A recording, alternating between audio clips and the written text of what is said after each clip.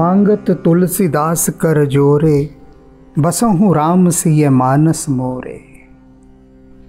तुलसीदास जी विनय पत्रिका की इस स्तुति के माध्यम से अपने मन को चेता रहे हैं, मन को सजग कर रहे हैं, मन को राम की ओर उन्मुख करने का प्रयास कर रहे हैं।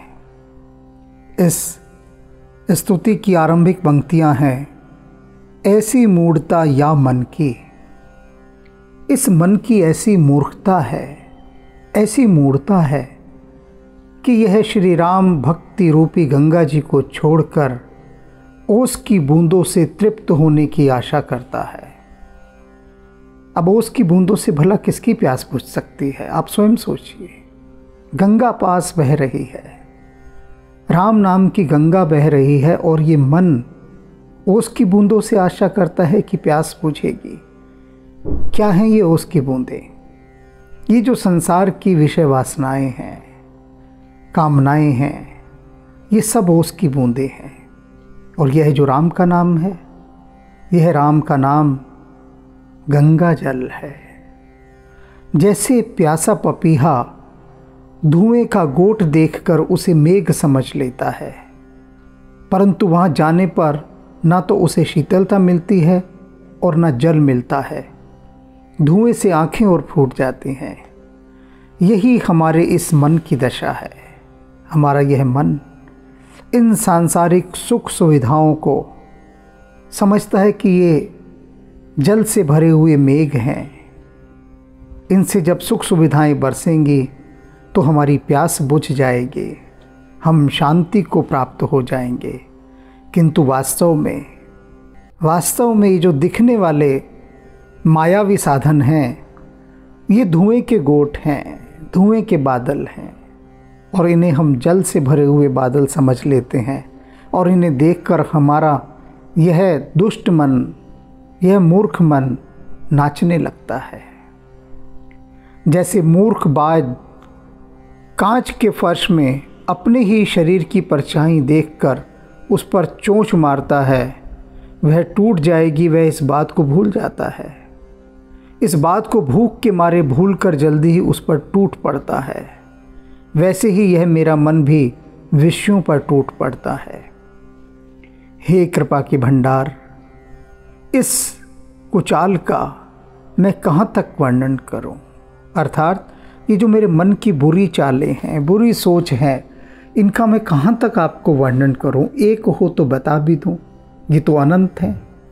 पग पग पर ये कुचालें चलता है।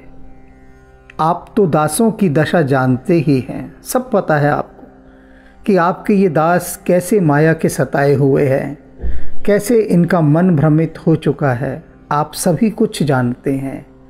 हे स्वामी, तुलसीदास का दारुण दुख हर लीजिए और अपने शरणागत वत्सल लता रूपी इस छत्र छाया में रख लीजिए। अपने प्रण की रक्षा कीजिए और तुलसीदास के इस दारुण दुख को हर लीजिए। अगली स्तुति की आरंभिक पंक्तियां हैं, नाचत ही निस दिवस मर्यो, नाचत ही निस दिवस मर्यो, रात दिन नाचते नाचते ही मरा।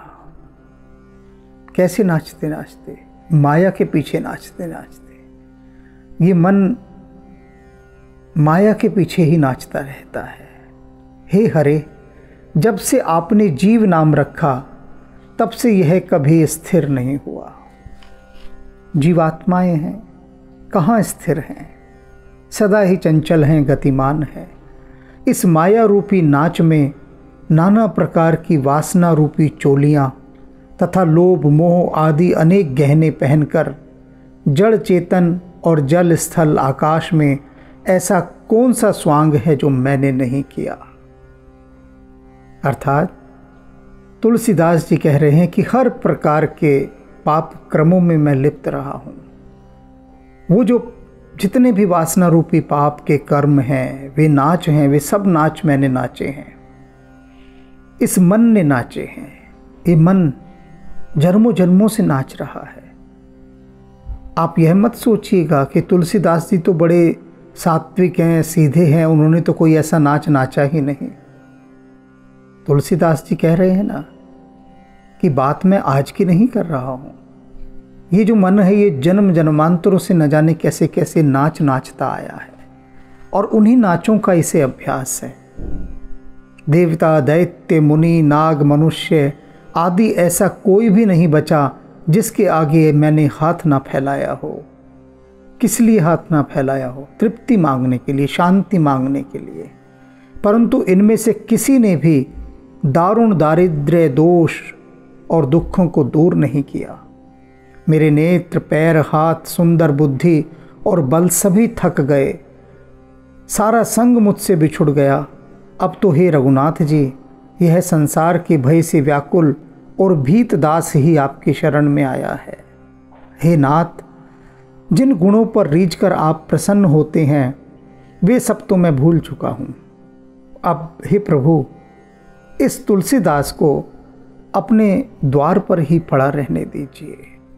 बस इतनी कृपा करें कि अपने द्वार पर इसे पड़ा रहने का थोड़ा सा स्थान दे दें। आपके चरणों में पड़ा रहूं मैं। अगली स्तुति की आरंभिक पंक्तियां हैं। माधव जू मौसम मंद न कोई।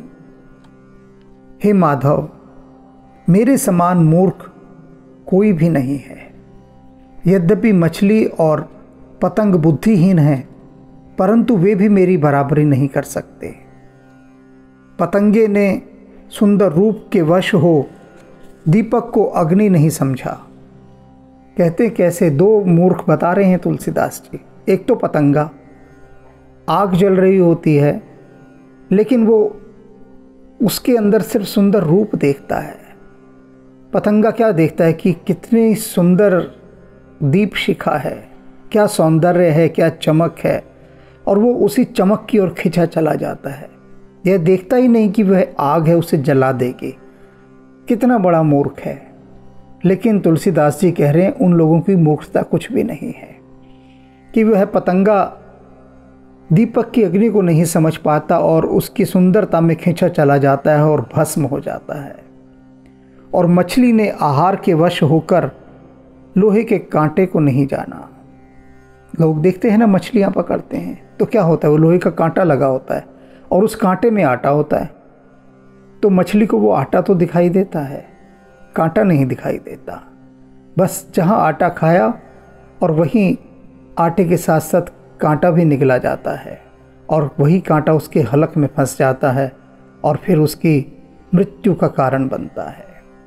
तो तुलसीदास जी कह रहे हैं कि वह मछली भी लोहे के कांटे को नहीं देख पाती, परंतु मैं तो विषयों को प्रत्यक्ष विपत्ति रूप देखकर भी नहीं छोड़ता हूँ।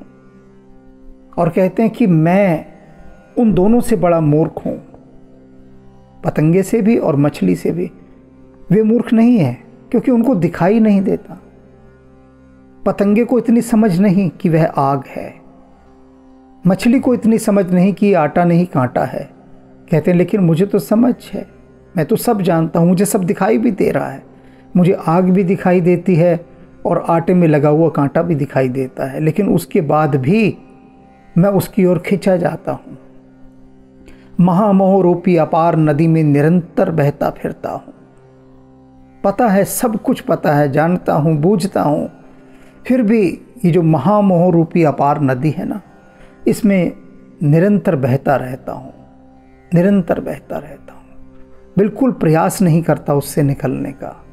इससे पार होने के लिए श्री हरि के चरण कमल रूपी नौका को तज कर बार बार फेनों को अर्थात क्षणभंगुर भोगों को पकड़ता हूँ। क्या कह रहे हैं, कितनी बड़ी बात कह रहे हैं तुलसीदास। कहते हैं इस बहती हुई नदी से तो जो श्री हरि के चरण कमलों की नौका है वही पार निकालेगी, लेकिन मैं कैसा हूँ, मैं उसके फैनों को पकड़ता हूँ अर्थात झाग को।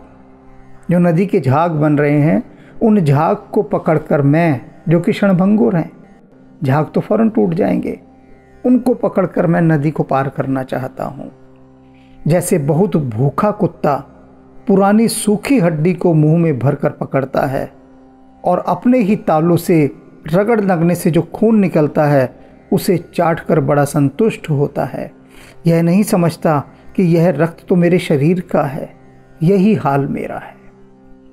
विषय वासनाओं में मेरा मन उन विषय वासनाओं की सूखी हड्डियों को चूसता है और उसकी रगड़ लगने से जो मेरे ही तालू से जो खून निकलता है तो समझता है कि यह रस है, यह वही खून है, यह सुख है, यह सुविधा है।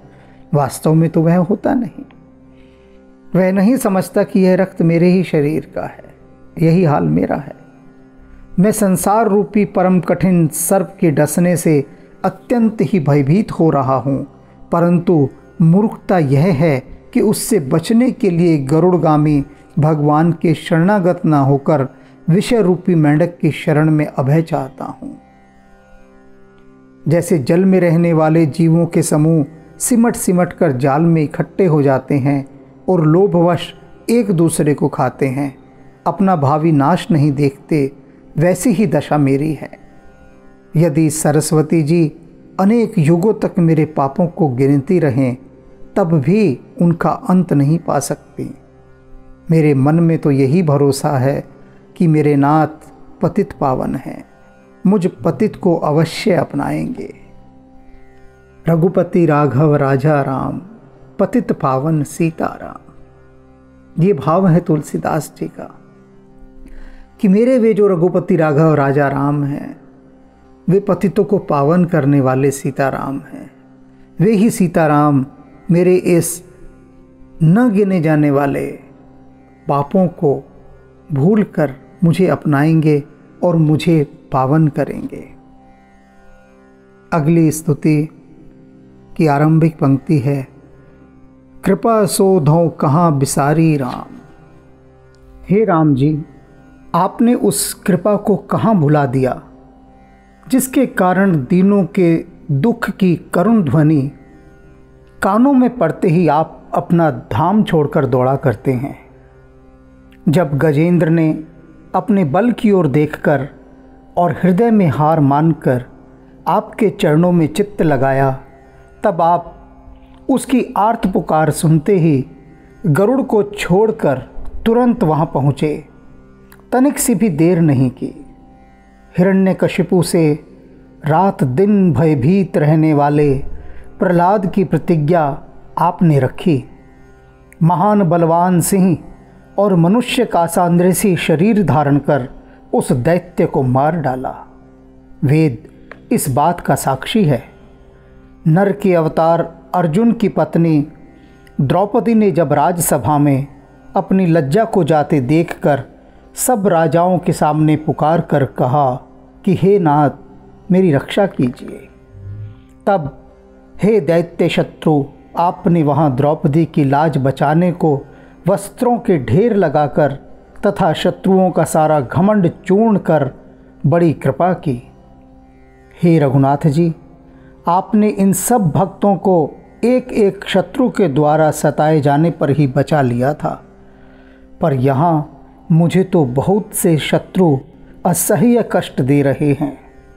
मेरी यह भव पीड़ा आप क्यों नहीं दूर करते? लोभ रूपी मगर, क्रोध रूपी दैत्यराज हिरण्यकशिपु, दुष्ट कामदेव रूपी दुर्योधन का भाई दुशासन, ये सभी मुझ तुलसी को दारुण दुख दे रहे हैं। हे उदार रामचंद्र जी, मेरे इस दारुण दुख का नाश कीजिए। अपने इस तुलसीदास पर अपनी कृपा कीजिए। विनय पत्रिका की अगली स्तुति की आरंभिक पंक्तियां हैं, काहे ते हरि मोहि बिसारो। हे हरे, आपने मुझे क्यों भुला दिया? हे नाथ, आप अपनी महिमा और मेरे पाप इन दोनों को ही जानते हैं, तो भी मुझे क्यों नहीं संभालते? आप पतितों को पवित्र करने वाले, दीनों के हितकारी और अशरण को शरण देने वाले हैं। चारों वेद ऐसा कहते हैं, तो क्या मैं नीच, भयभीत या दीनहीन नहीं हूँ? क्या यह वेदों की यह घोषणा झूठी है?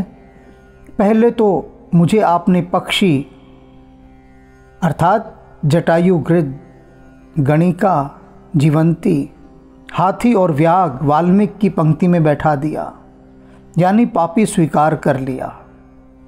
अब हे कृपा निधान, आप किसकी शर्म करके मेरी परसी हुई पत्तल फाड़ रहे हैं। कितनी प्यारी बात कह रहे हैं तुलसीदास जी।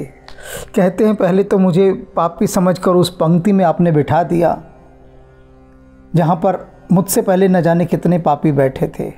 स्वीकार कर लिया कि ये तुलसीदास तो पापी है और अब इसको अमृत छकाना है, और बिठा दिया पंगत में, पत्तलें लगा दी। तो अब बताओ हे कृपा निधान कि आप किसकी शर्म करके मेरी परसी हुई पत्तल फाड़ रहे हैं। अर्थात आप मुझ पर कृपा नहीं कर रहे हैं। मैं तो बैठ गया था कि अब प्रभु अमृत परोसेंगे, पर आपने तो मेरी पत्तल ही फाड़ डाली। यदि कलिकाल आपसे अधिक बलवान होता और आपकी आज्ञा मानता होता तो हे हरे, हम आपका भरोसा और गुणगान छोड़कर तथा उस पर क्रोध करने और दोष लगाने का झंझट त्याग कर उसी का भजन करते। आपको हम क्यों सिमर रहे हैं, क्यों भजन रहे हैं आपको? क्योंकि हम जानते हैं कि आप ही सर्वसमर्थ हैं, आप ही एकमात्र हमारा उद्धार कर सकते हैं। परंतु आप तो मामूली मच्छर को ब्रह्मा और ब्रह्मा को मच्छर के समान बना सकते हैं, ऐसा आपका प्रताप है। यह सामर्थ्य होते हुए भी आप मुझे त्याग रहे हैं। तब हे नाथ, मेरा फिर वश ही क्या, फिर मेरी क्या चल सकती है? जब आप ही मुझे त्याग देंगे तब तो मेरा कोई वश नहीं चल सकता। यद्यपि मैं सब प्रकार से हार चुका हूँ और मुझे नरक में गिरने का भी भय नहीं है, परंतु मुझ तुलसीदास को यही सबसे बड़ा दुख है कि प्रभु के नाम ने भी मेरे पापों को भस्म नहीं किया। तुलसीदास जी कह रहे हैं कि हे प्रभु, ये जो मेरे भीतर अभी भी इतने पाप विराजमान हैं, क्यों हैं? क्यों? क्योंकि मैं तो सतत आपका नाम ले रहा हूँ। हर पल आप ही मुझे मेरे सिमरन में रहते हैं। तो आपके राम नाम के होते हुए भी मेरे ये पाप शेष क्यों हैं? अर्थात अभी आपकी कृपा नहीं हुई मुझ पर, क्योंकि यदि कृपा हो जाती तो मैं निर्मल हो जाता। अभी मुझे निर्मल होने की यात्रा में, पवित्र होने की यात्रा में न जाने कितना इंतज़ार करना पड़ेगा। आपकी कृपा ही मेरा एकमात्र आसरा है। तो आप अपनी कृपा ना बिसारिए।